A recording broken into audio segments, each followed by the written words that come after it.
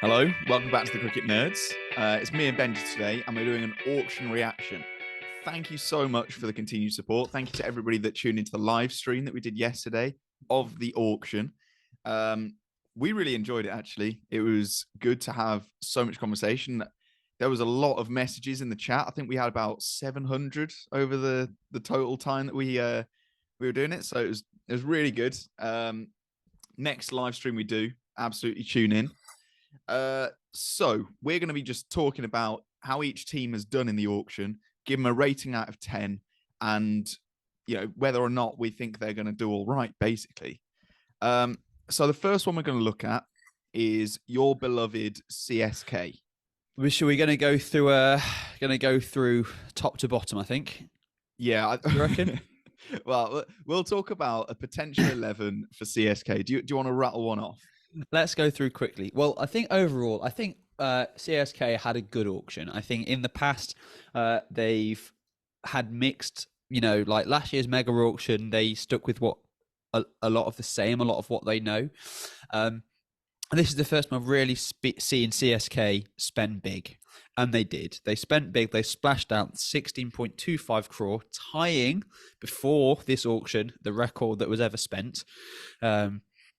For Ben Stokes, which I think is phenomenal. I think Ben Stokes is a great pickup for CSK. As long as he stays fit throughout the whole of the IPL, he's going to be fantastic. We think back to a few years ago, the rising Pune Super Giants, when MS Dhoni was captain there, and I don't think Jadeja was there then, but Ben Stokes was there, as was Ajinkya Rahane. So it's interesting that those two are now back together again. I think Stokes, he's probably the main story when it comes to CSK. Potential captaincy pick for the future as well, if it doesn't work out with Jadeja. But also, I think that a bit of a pick that snuck in there was Kyle Jamieson. I think that he really flew under the radar a little bit, and I think Kyle Jamieson for 1 crore was an absolute steal. He's not always performed amazingly for, I think he was at RCB last year, but I think he really just broadens that depth that CSK have. He can fit in as sort of a number 8, number 9 slot, and just brings that point of difference with his more height and his more bounce if needed. And I think it just really rounds the 11 out. In terms of an 11 for CSK, very quickly, I did a little bit of thinking about it. So I've gone for as follows. Just need to find where I've written it. So I've gone Ben Stokes and Ruturaj Gaikwad as the openers. Moeen Ali at number 3. Shivam Dubey at number 4. He had quite a good season batting there last year. Ambati Rayudu at number 5.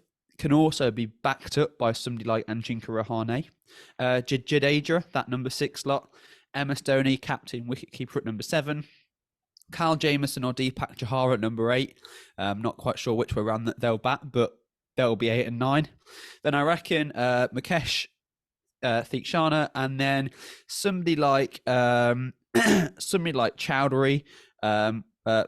Sorry, I got that wrong, wasn't I? Oh no, Mahesh Theekshana, and then Mukesh Chowdhury, or potentially Tushar Deshpande. We'll see how we round the end of that out. And then I think of in terms of a number 12 for sort of the impact player. for the impact player rule. Again, somebody like Deshpande or Ajinkya Rahane could nicely fit into that slot. Also mentions to Dwayne Pretorius a bit of cover for Kyle Jamieson if they're not doing. Pretorius also brings that left arm angle. So yeah, I think all in all, the CSK squad is looking really good, and I'm actually quite positive about it this year. They spent all their purse, pretty much, which is more than can be said for some teams that we'll talk about in a bit. But we'll go on to that. But yeah, no, I'm really happy with CSK, and I think that they've had a good auction. Do you have any thoughts on them before we move to Delhi? I think it's a strong team. If you look at the way so in that 11 that you named, you've got frontline bowlers at 2, 3, 6, 8, 9, 10, 11. So you've got 6 bowling options, all spread throughout, which is, it's very good. I think Stokes does balance the team quite nicely. I think if you're going to have the impact player, you're likely. Well, I mean, the beauty of the impact player is you can customize it to what your situation is. But I can imagine that that CSK are more likely to use a death bowler as their impact player, because death bowling is kind of where I see them falling down at the moment. I can actually see somebody like actually Mukesh Chowdhury being that impact player, because he had a few real good run-outs last year, because I think it was his debut season in the IPL, and he had some really good performances at the death, especially. But one thing about Mukesh, bless him, his fielding is not necessarily up to scratch. So to have somebody like Ben Stokes in there at the start who can bowl the opening overs, and then maybe sub in Mukesh Chowdhury for maybe one of the batters that won't bowl. So Shivam Dube, although he can bowl a bit, or Ambati Raidu. It just lengthens that a little bit, and it means that we can come in and bowl those death overs. Also, for CSK, we have strengthened the fielding. Ben Stokes is a great fielder. Jadeja's always been there. And hopefully Deepak Chahar's hamstring or quadricep doesn't go this year, and he can actually play, because that was one of the things that really hurt CSK last year. So in all, right, rating out of 10, I'm going to give CSK a solid 7 out of 10. What are you going to I'm going to give them a 8.6 nerds out of 10.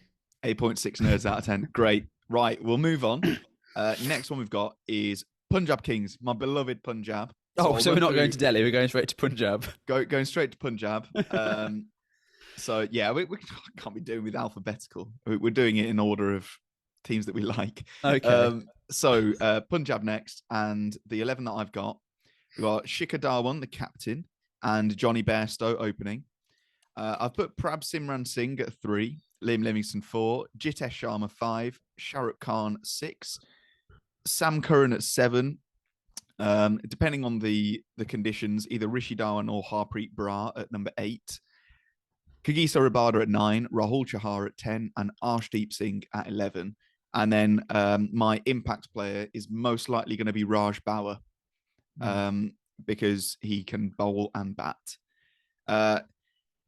Overall, I'd say Punjab had a pretty good auction, although they left 12 crore in the purse leaving the auction, which to me kind of annoys me, because I'm thinking, how much did you guys actually prepare for this?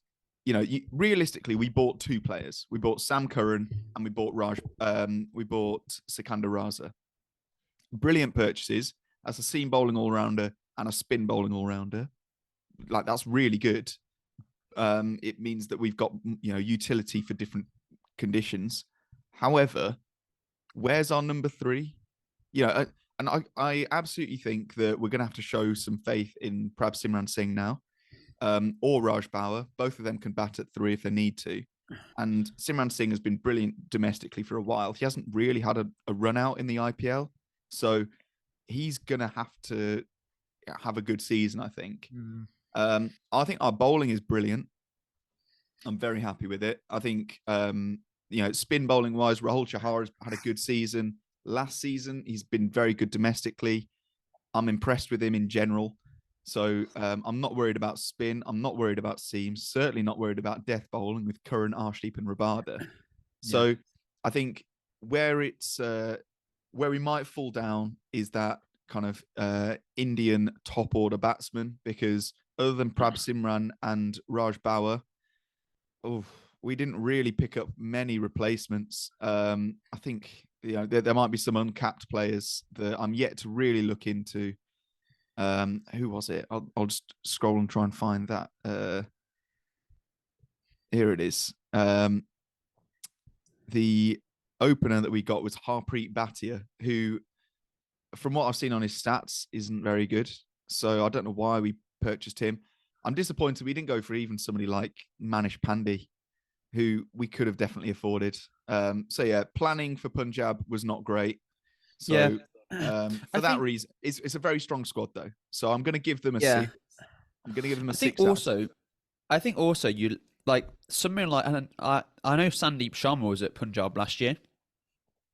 Like something like Sandeep Sharma was left as the unsold. And one thing that I noticed about Punjab was that, yeah, they had 12 crore left. That might be a tactical move for future planning because in next year's auction, they get that added to their pot. Yeah. So anything left over they can have from this year. So that they've instantly got a bonus 12 crore next year if they want to go for someone who's a real big ticket player. But they've left 3 slots. Like when they came into it, they had 9 slots available to buy and they could have bought 3 overseas. So they could have bought an extra overseas player and they could have bought an extra Indian player, even someone like Sandeep Sharma. But who knows why he wasn't picked up this year. For Punjab, I think you've underdone them there. I think Punjab can be a bit of a dark horse. And if they can find their mix, which is what they've struggled with in the past, I think they can really do well this year. I'm going to give them a 7 because I think that, especially with the impact player rule, it means that they can play more specialists, which they do have. That's the thing about Punjab. I mean, Sam Curran has definitely strengthened them this year in the all-rounded department, but in the past they haven't had those special. They haven't really had those all-rounders who can do that. Whereas now I think they have strengthened that a little bit with Sam Curran and Sikandar Raza. So yeah, I think they had a good auction. But yeah, they could have probably done a little bit more and potentially, filled a couple more of those squad spots. So next one we're going to look at is Delhi Capitals. Why not? Okay. And it's an interesting squad they've got. Yeah. They didn't do a whole lot at the auction, has to be said, and some kind of interesting decisions were made, I'd say. What's your opinion on Delhi Capitals? In fact, should we run through what the cricket nerds suggested 11 is, which is I think ours differ a bit, don't they? But let's go. Well, potentially, but I'm gonna read out the one that you sent, which was David Warner opening with Prithvi Shaw, Mitch Marsh at 3, Rishabh Pant at 4, Manish Pandey at 5, Lalit Yadav 6, Axar Patel 7, 8 we got Chetan Sakaria, 9 Lungi Ngidi, 8 Nortje, and 11. Did I say 8 after 9? That was weird. You did. 10 Nortje and 11 Kuldeep Yadav. It's certainly an interesting one. What are you thinking with DC? Well, what DC have done is they've really strengthened their backups. So they've got Phil Sultan there, who can be that opening batsman and a wicket keeper. And actually, potentially, we might see Phil Salt open. Potentially. I mean, David Warner is that big ticket player in the IPL, but we could see that. What they've done is they've just bought too many world-class overseas players. Like, if you go through the list, you've got Mitch Marsh, phenomenal player, David Warner, phenomenal player in T20, Imrit Nortje, Riley Russo, who had a really good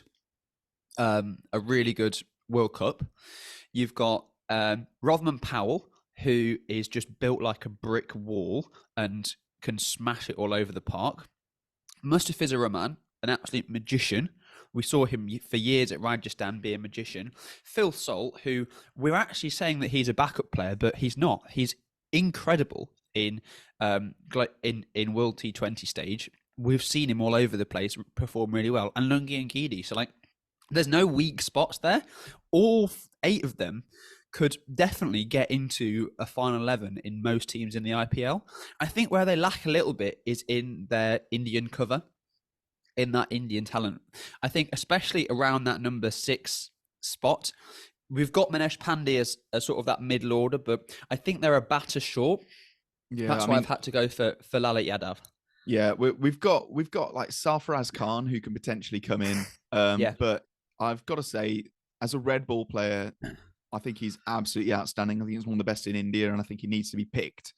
But as a white ball player, he is inconsistent at best, slow at worst.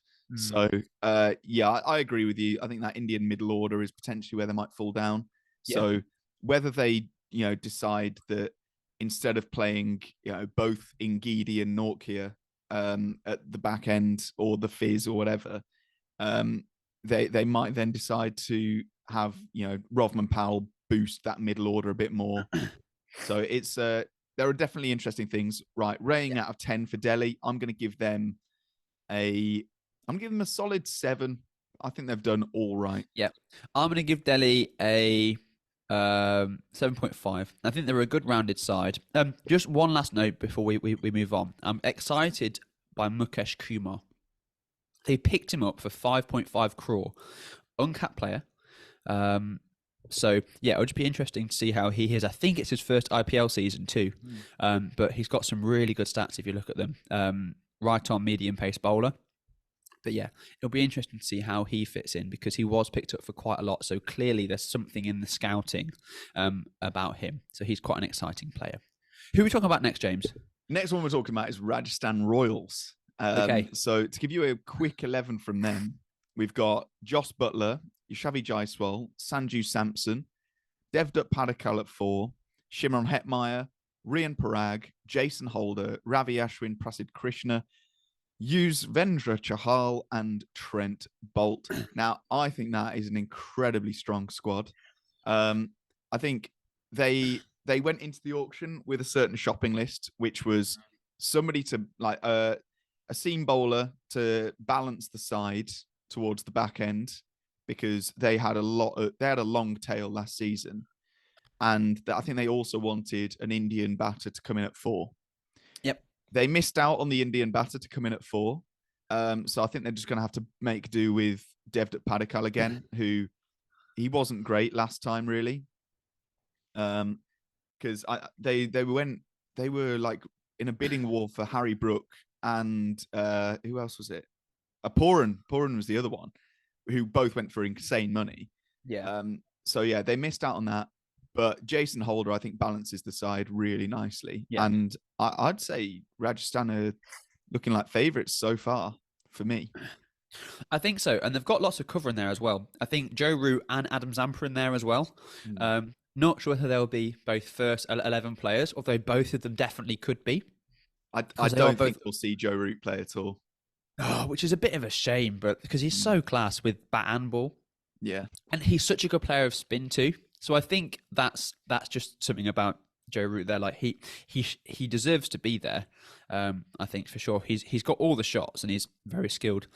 Yeah, as you've mentioned, they do have that issue still where all of their top 4 are openers. So we'll see how Rajasthan do. That might be their one chink in their armor. But they've got phenomenal spinners, phenomenal fast bowlers, phenomenal batters. So all around, they've just got an incredible side there. Murugan Ashwin as well. They picked him up for a bit of cover, and they've also got KM Asif from Chennai. So it's interesting to see how that's going to go out. But yeah, as you say, Jason Holder was a phenomenal pickup from them. What do you reckon? What's their out of 10, James? I'm going to give Rajasthan Royals an 8.7 nerds out of 10. I think they would have been up there. I think they would have been like a 9.5 for me if they'd have got that number 4. Yeah. But because they didn't, I'm going to give it 8.7 nerds out of 10. Well, I gave Chennai, what was it, 8.6? Something like that. Was it 8.5? So I'm going to give them one step above Chennai, whatever I gave Chennai. I think it was an 8.4 and 8.5. So 8.6 to Rajasthan. Okay. I think they're looking slightly better, but not like they're not going to take the world by storm, I don't think. Next one we're going to look at, Sunrisers Hyderabad, who I think probably had the best auction of their lives. So a potential 11 for Sunrisers Hyderabad now, after huge purchases such as Harry Brook, Adil Rashid, they got for next to no money, and Mayank Agarwal. We're now looking at a potential 11 of Mayank and Abhishek opening, Rahul Tripathi at 3, Aidan Markram 4, Harry Brook at 5, Glenn Phillips keeping at 6, Washington Sundar at 7, and then depending on conditions, Marco Janssen or Adil Rashid at 8, Bhuvaneshwar Kumar 9, 10 we've got Umran Malik, and 11 Natarajan. Now that is an incredible side for me. I think it's completely balanced. As far as impact players, they've got an abundance of options. yeah, the world's their oyster. I can't even pick out one. So yeah, just depending on how they feel, they can have anybody to fill in whatever slot they need in that situation. So yeah, Yeah. I'm super impressed with them. What about you? Yeah, they showed exactly how to do an auction. I mean, when you've got 42 crore to come in, you've got a lot to spend. I think they spent, in this auction, they spent 35.7 crore Sunrisers, out of the total of 167 crore. So a good proportion of the auction was Sunrisers. And we saw that at the start, like over 20%. They were just buying players. Like the fact that they splashed out on Mayank and Harry Brook in the very first pot, it was just such a bold move from them. And yeah, they've done phenomenally, I think. Shout outs also to Glenn, to not Glenn Phillips, because you put him in your side, to Heinrich Klaassen and also Akil Hussein, who again are both fantastic backups in that side as well. We've not even mentioned players like Kartik Tyagi or even Abdul Samad. Both of those who, again, we saw last year, and they were some of the few players that were retained by Sunrisers. So yeah, I think they've got a phenomenal side. I think they're actually probably now ones to watch in this tournament. Sunrisers in the past have always been a bit lackluster with their auctions, but I think this year they've just smashed it. And yeah, I think they've had probably their best auction ever, as you say. I'm going to give them a solid 9.7 out of 10. I think it'd be a 9.4 from me. So we've really got into the decimals. That's what you love to see. Right. The next team that we're going to look at is Zach's beloved RCB, who I think have got an incredible side. Just to read out the 11, potential Cricket Nerds 11 is Faf du Plessis, Virat Kohli opening, Rajat Patidar 3, Maxwell 4, either Mahipal Lomror or Prabhadesai at 5, DK at 6, Shabazz Ahmed at 7, Wenindo Hasaranga de Silva at 8, Harsha Patel 9, Mohammad Siraj 10, and either Hazelwood or Topley at 11. They've got a brilliant side and plenty of cover because they've also bought Will Jacks, who, if Maxwell isn't back in time, then Will Jacks is also a very hard-hitting batter that can bowl handy off spin. So I'm going to say RCB are looking like a top 4 team to me this season. But the only question I have is over their number 3 batter. I think that was in the same way that Punjab don't have a great number 3. I don't think that RCB have a super number 3 either. But other than that, I think they've done very well.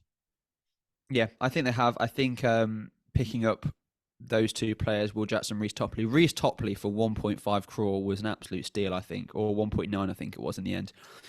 Yeah, steal. He's a great player. They've also got, again, we keep talking about cover, but David Willey in there as well, who is a brilliant opening bowler. So he can also do great things for RCB and combat as well.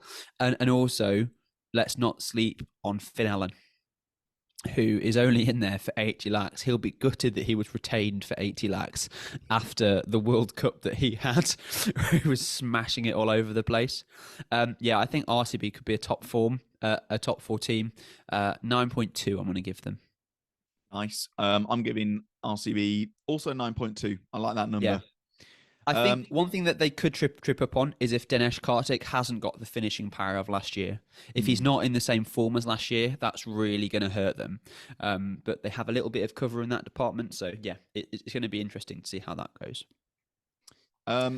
Should we move on to KKR? Yeah.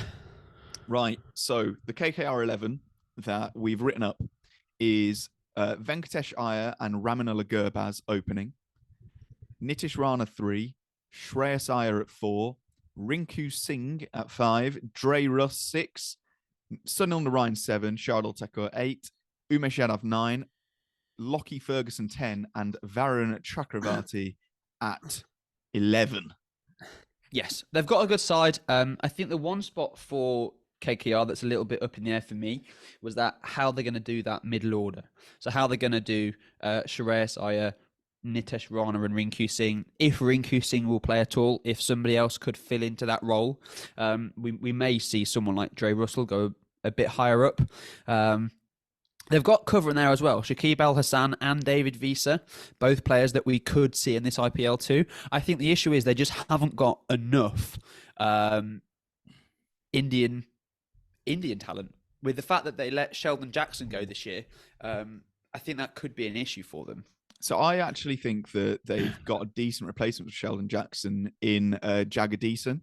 Yeah, fair.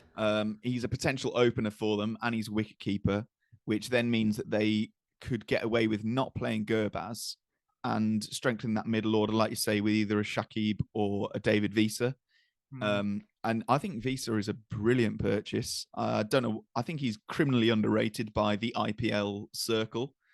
But, you know, he's gone around, and this year he's been absolutely outstanding. He nearly single-handedly took Namibia to the World Cup kind of playoffs. So, I think he's been brilliant. And I've got to say, KKR are looking pretty strong to me.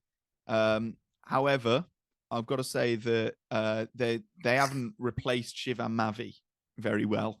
Yes. But other than that, I think their bowling lineup looks very good. Umesh Yadav is brilliant. I imagine they'll have to open up with Shardul Thakur or Lockie Ferguson. I think both of them opening. Really good side up. I think Shardul's a great pickup. He's always good in the IPL. I still miss him at Chennai. Great opening bowler. And I think that trade was really good for them. And I think for the lack of funds that they had, they've done really well in this auction. Yeah. So out of 10, I'm going to give them a 7.7. I'm going to give them a 8.1 because I think they could surprise us again like last year. Yeah.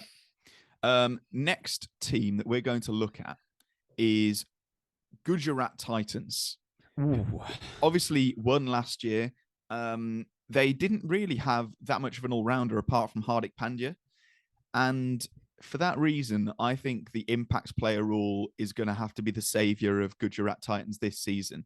Because the one thing they had going for them that Zach mentioned last time was that all of their players were in form. There was, and that's what made the difference. Like David Miller had the time of his life. Rahul Tewatia had the time of his life. Hardik Pandya was outstanding all round. Shubman Gill was brilliant. So looking at their potential 11 for this season, we've got Shubman Gill and Matthew Wade opening. There's a question mark over Matthew Wade for me. I'm not sure if he's the best opener that they could have got. Either Sai Siddharthan or Abhinav Manawar at 3. And Hardik Pandya at 4. David the Killer Miller at 5. Rahul Tewatia 6. Rashid Khan 7. Sai Kishore at 8. Yash Dayal at 9. Alzari Joseph bowling absolute wheels at 10. And Mohammed Shami at 11. It's an interesting one. What do you think of their purchase of Kane Williamson? I'm not sure why they did it. I know he's a class player, or was in his day. Just can't see why they picked him up. If, as you say, they're not going to play him. Yeah. They've got some great players, though, in there as well. Like, they've got Vidaman Shahar in there, who, again, we saw for Sunrisers a few seasons ago, just hits the ball so cleanly. And also picking up KS Barrett as well, as that little bit of cover in the wicketkeeping department too. It means they don't have to rely on Matthew Wade. And I could actually see them playing Rashid, Joseph, and then probably like Rashid, Joseph, Miller, and maybe it means that they can... and Alzari Joseph, and that means they can probably fit in Kane Williamson into that side. I think it would be a like for like with Matthew Wade and Kane Williamson. Yeah. Shivam Mavi, great pickup. That he bowled so well last season, and I think he replaces a little bit for that what they've lost in Lockie Ferguson, and also really well done to Joshua Little for 4.4 crore to become the first Irish player to ever have an IPL contract. After Owen Morgan. Really good to him. After Owen Morgan, well, but he was English, but plays for the Irish team. And I think as far as cover, like you were saying, they've got brilliant players. Giant Yadav is really good. Yeah. And Odean Smith That's what I was going to say. Do you want to talk about a fall from grace, Odean Smith? Yeah, going from being paid the big bucks to base price. But I think I don't really know where he'd play. They've got quite a long tail in a lot of ways because I mean, in our suggested 11, we've got Tuatia at 6 and Rashid Khan at 7. And if they don't have the tournaments of their lives, then that's a long lineup. But if we think that that there are potentials there to bring in some other Indian talents such as Riddhiman Saha or KS Barrett with the impact player rule, then it makes it not so bad, and their bowling lineup is outstanding. They could even be a team that we'd see go in with 3 overseas and use the overseas player as the impact player. I could definitely see that happening as well. Will they win this year? I'm not sure. I think they're still going to challenge for playoffs. So I'm going to give them a 8.7. That's high. I'm going to give them a 7. I think they had an okay one, but not the greatest. And I think it'll rely a lot on them being in insane form once again. So we'll move on. Next team we're going to look at is Mumbai Indians. Now, I think they've got a bit of an awkward situation here. I'm going to say Mumbai have had a weird auction because if we read out a potential first 11 for them, we're looking at Rohit Sharma and Ishan Kishan opening. Yeah. And then Cameron Green at 3, Surya Kumar Yadav at 4, Tilak Varma at 5, Dewald Brevis at 6, and Tim David at 7. And then I'm a bit lost. Maybe Hrithik Shokeen and Kumar Kartikeya. How do you say it? Kartikeya. Jofra Archer 10 and Jasprit Bumrah 11. Now, that was a bit of a confused 11 that I had to give there. And it's because I am a bit confused. I think they've bought some outstanding players. I've got to say that their overseas players are incredible. We're looking at Tim David, Dewald Brevis, Tristan Stubbs, Cam Green, Dwan Janssen, so Marco's twin brother, Jofra Archer, Jai Richardson, and Jason Berendorf. Brilliant. Yeah. However, they're almost all top order players or bowlers. Yeah. Where are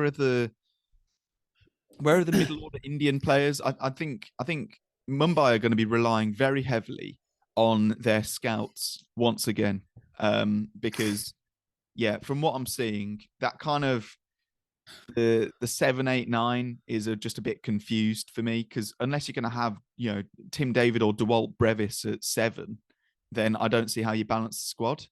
And also spinners, that's a weird one. They went and bought a lot of 20 crore players that we haven't really heard that much of before. 20 lakh. 20 lakh players, yeah, that's what I meant. So what did I say, 20 pounds? 20 crore. 20 lakh players. I think someone we could see is Shams Malani, who has played in the past in the IPL for Delhi. I don't think he's played, but he's definitely been signed by them previously, and has played for Mumbai in domestic, Mumbai in the 19s, and Mumbai in the under-23. He's a left-handed batter and a left-arm orthodox bowler, and he's got some really good stats. You say he did really well in the Syed Mushtaq Ali Trophy. Yeah, with the ball, he averages 14.11 in T20, and his economy rate. Sorry, no, that's with the bat. He averages 21 but at an economy rate of 6.79. So he's a very tidy bowler who isn't the most handy with the bat, so I'm not sure how he's got his all-rounder status, averaging 14, but to average 21 with the ball and 6.79 economy with the ball as a left arm spinner, I think that's really impressive. So he might be somebody that we can see. But yeah, I agree that they're going to struggle with that, and I think they're going to really rely on people like Talek Verma to be that middle order for them. What they're actually relying on, in my opinion, is their top order hitting out. Like Rohit, Ishan, Green, David, and Sky, they think that top 5, actually, they're going to be the ones that smash it all over the place. Yeah. And I think for that reason, we probably won't see Devont Brevis, at least at the start of the tournament. He did phenomenally last year, but potentially, I think they might not see him that much, because I think they might try and fit in someone like Jason Berendorf or Jai Richardson just to extend that bowling lineup a little bit. Again, they're a team that we could see really benefit from the impact player rule. But yeah, when a team like that picks up someone like Cameron Green, who is, the new hype player, he's the next best thing. He's an exactly Mumbai type of purchase, so yeah, I think that they might do quite well here.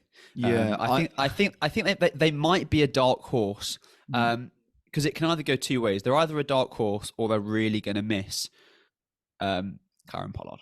Yeah, I think the Cam Green effort was trying to be as much of a like for like for Karen Pollard as possible, but looking at Cam Green's T20 stats. So if we talk about not even his T20Is, which is an even smaller sample size, we take every single T20 that he's ever played, which is 21 of them. He averages 16.3 with the bat at a strike rate of 137. And with the ball, he averages 39.8 at an economy of 9. So they're not good stats. Now, yes, Australia sees a lot of potential in him. And if Mumbai also see that potential, then that's great. But also, they've packed their number 3 slots with, because I mean, realistically, you could play Sky there. You could play Tilak Varma at 3. Dewald Brevis is a 3. I think Tristan Stubbs is kind of a 3. And then obviously they're going to play Cameron Green at 3. I'm a bit lost with Mumbai. I think they've got a good squad, but as far as I don't know, as far as the variety and the composition of the squad, I think it's just going to be a bit confused, and I think they're going to play a lot of players slightly out of position. So as far as ratings out of 10, I'm going to give Mumbai a 6. I think that's a bit harsh. I'm going to give them a 6.5, just because I think Mumbai are always a side that it's dangerous to write off. They are Mumbai Indians. They're one of the most successful teams in the IPL ever, if not the most. Boo. But there we go. Yeah, I think especially if Jofra Archer's fit. If Jofra Archer is fit and plays for them, he can win them the whole tournament single-handedly. If they've got Sky with the bat and Jofra with the ball playing out of their minds, that's tournament over, in my opinion. Yeah, you're right. But as far as their auction performance, I'm standing by my 6. Yes. So last team that we've got to look at is Lucknow Super Giants. Now, they let go of some pretty big players, actually, like Dushmantha Chamira and Jason Holder. Evan Lewis, I think they also let go. So they spent so much money on Nicholas Pooran. Oh, why? Was it 16 crore? 16 crore, ridiculous. Nick Pooran, which, like I say, I said it in the live stream. The T10 is the perfect thing for Nick Pooran because he performs so horribly during the IPLs, and then throughout the year he got dropped, or he resigned as the West Indies captain after they crashed out and he performed terribly, and then he just rinses it at the T10 and gets himself another, a couple of $1 million. So congratulations to him. He's playing the game very well. But yeah, so the Lucknow's sort of 11 is looking like this: Ketal Rahul and Quinton de Kock opening. Yep. Nick Pooran 3, Deepak Hooda 4, yep. Ayush Badoni at 5, Marcus Stoinis at 6, Krunal Pandya at 7.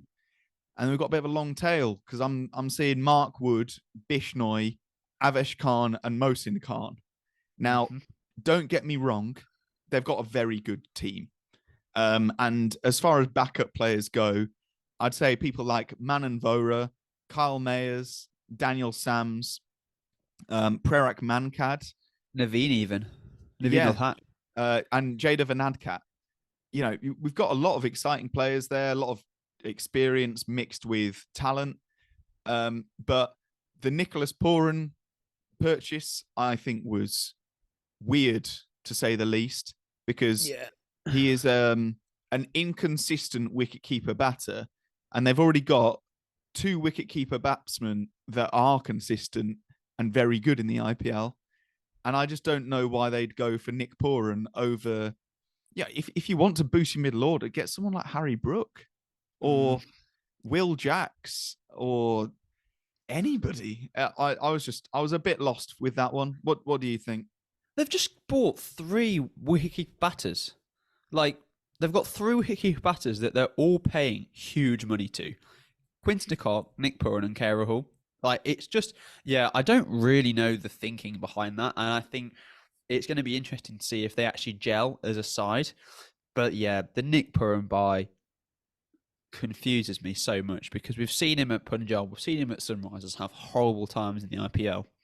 And this is probably going to be the year that he turns it around and scores 12 centuries and shuts us all up. Probably. And he becomes this star player because, the pressure's off him now. He's shed the captaincy in that. So we'll see it. I think they're going to struggle a little bit and with the rounding out that 11. And I'm not really sure who their impact players are going to be. I think it'll have to be batsmen. Looking at that bowling lineup, you don't want Mark Wood at 8 or Ravi Bishnoi at 8. So maybe they play an extra batter in the top order and sub them out for Mark Wood later on. I think we'd be looking at like a Manan Vohra, maybe. Yeah, probably, yeah. Or a Prerak Mankad, depending on how it goes. I think they missed that type of player in there. Daniel Sams. I just want to talk about Daniel Sams. I think for 75 lakh, was an absolute steal for them from Mumbai, because he batted 3 at occasion for Mumbai last year, and we know that Sams can give it a whack. We know that he's a good player and great with the ball as well. Krishnappa Gautam is a player that interests me a little bit, so we could potentially see him get a bit of play. Could be an impact player as well. Exactly, and Annie's an all-rounder and can do a bit with both. So that's sort of where they might be able to get that depth from. But yeah, aside from that, I'm a little bit confused with some of their thinking there. What's your rating out of 10? I think auction performance, just because they spent 16 crore on Nick Pooran, is like a 4. But in terms of their actual team and their side, like I'm confused, but I can see they've got match winners there. Like Mark Wood, Quinton de Kock, there are match winners in that side. And again, if they're all fit as a side, I'm going to give them a 7-2. Okay. I'm going to give their performance at the auction, which is what we've been rating, I'm going to say 6. Maybe even a 5.8. So yeah, I'm not super impressed, but as far as their team, I think it's good. I've been rating them as teams, not auction performance. Well, there we go. We've got a confused rating system, but there we go. Thank you so much for watching. Thank you for continued support. We are racing towards our objective of getting to 1,000 subscribers. I think we're currently, as of recording, on 811. So continue to subscribe. Tell your friends. Thank you so much. We'll see you guys later. Let us know what you think in the comments below. Goodbye.